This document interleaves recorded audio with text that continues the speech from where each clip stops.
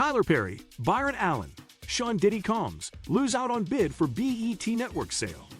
Los Angeles BET won't be sold after all. Paramount Global decided against selling the majority stake in the network. Paramount notified bidders late Wednesday night about its decision to conclude the BET Media Group sale process, said a person familiar with the decision who was not authorized to speak publicly. The person said the company determined maintaining a heavy stake in BET creates more value for Paramount than any of the proposals after consulting with a couple highly experienced financial advisors. Some popular suitors included actor-director Tyler Perry, music mogul scene Sean Combs, and businessman Byron Allen. At one point, some considered Perry as a leading contender based on the two successful series, The Oval and Sisters, airing on the network. He also owns a minority stake in the BET Plus streaming service. Along with BET, the deal would have included the cable channel VH1. BET was originally started by Robert and then wife Sheila Johnson in 1980. Robert Johnson created BET from the basement of his Washington home after securing a $500,000 loan from longtime cable executive John Malone, and eventually built the brand into the leading TV network for Black Americans. Johnson expanded BET by creating smaller digital networks geared to fans of jazz, gospel, and hip-hop, along with being a publishing house and event production firm. The network was initially led by popular shows like Bobby Jones Gospel, Rap City, Comic View, Lift Every Voice, and Teen Summit. In the early 1990s, the network became the first Black-controlled television company to be listed on the New York Stock Exchange. BET has seen a decline in subscribers and revenue over the past decade. Subscribers fell to an estimated 66.3 million in 2022 from 89.5 million in 2014, a peak year for cable television, according to S&P Global.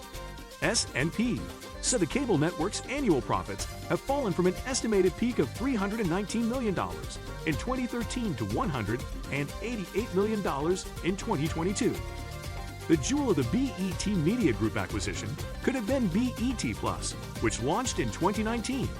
BET says the streaming service has more than 3 million subscribers. BET beefed up its content after Johnson and his then wife, Sheila, sold BET to Viacom in 2000 for $3 billion, which made them the nation's first Black billionaires. He remained the CEO until 2006. 106 & Park became a flagship program for BET, creating opportunities for unknown personalities into household names including AJ Calloway, Marie Freewright, Terrence J, and Rachi Dias. The Weekday Show, which started in 2000 and lasted more than a decade, thrived with a video countdown, interviews, and performances. A year later, the network started the BET Awards to celebrate the contributions that people of color have made through the entertainment and sports realms. For years, that was a platform that highlighted positive images of Black people. But in the mid-2000s, the network's programming drew heavy criticism from several popular figures, filmmaker Spike Lee to Public Enemy's Chuck D among them, who accused BET of depicting African Americans in a negative light. I love y'all. Busta Rhymes gets teary-eyed during Lifetime Achievement speech at BET Awards. Many took aim at the now-defunct BET. Uncut, a late-night mature program that contained highly sexual content. Big Boy of Outkast was openly taken aback by some of the content on Uncut, calling it distasteful and soft porn. Other political figures and activists showed their displeasure, along with then co-founder Sheila Johnson, who said she had become ashamed of the network in a 2010 interview, suggesting that no one watch, including her own children. Uncut was canceled in 2006. As a result of the criticism, BET took a new approach. The company researched what its viewers wanted to see and created a lineup of more family-oriented shows, such as Read BET The Lines and Let's Stay Together. It also brought back The Game, which set ratings records for the network, after fans petitioned for the show to return to television following its cancellation on CW. Some of its top-rated shows now are Sisters, All the Queen's Men, First Wives Club, and Tyler Perry's The Oval. Other shows on the network include American Soul, Tales, and Boomerang. The network also airs the BET Awards and BET Hip Hop Awards. Paramount scraps $3 billion auction of BET as Tyler Perry's offer comes in low.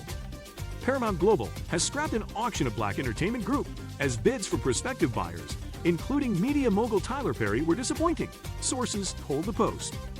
The auction of BET, which operates cable channels VH1 BET and streaming service BET Plus kicked off earlier this summer, but hit a roadblock after media creator Perry refused to raise his $2 billion bid to meet Paramount's asking price of $3 billion, the Post previously reported. BET's owner Paramount Global quietly notified bidders late Wednesday that it had canceled the sale, a source said. "We made this decision because the benefits of maintaining a majority stake in BET Media Group creates more value for Paramount than any of the proposals we received," a source close to Paramount told the Post. The source noted that Paramount had been looking for a deal which could return the asset to black ownership, with a party that could be a good partner and responsible steward of the assets in the mission, but nevertheless came up short. Paramount also had hoped for a deal that would result in meaningful deleveraging of Paramount's balance sheet, according to the source.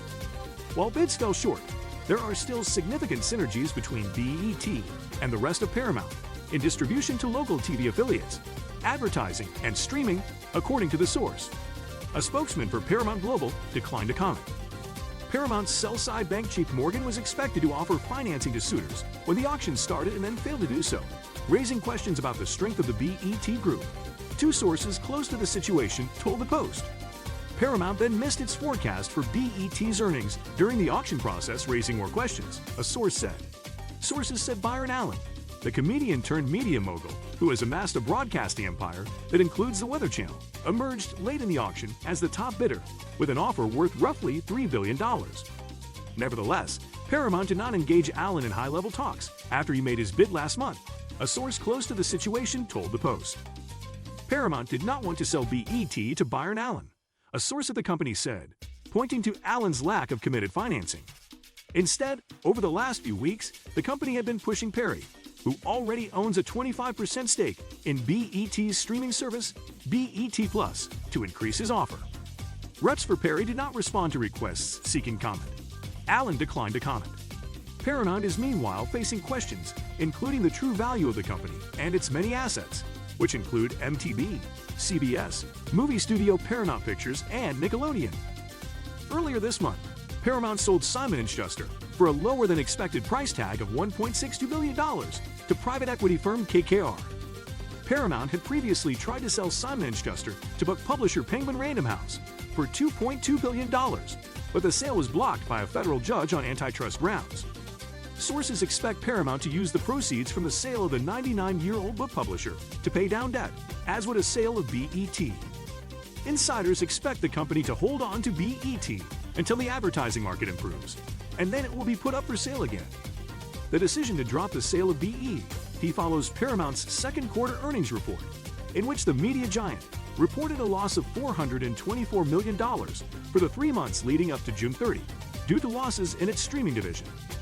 Did you enjoy our video? Please check this video out and leave a comment. Thank you for watching.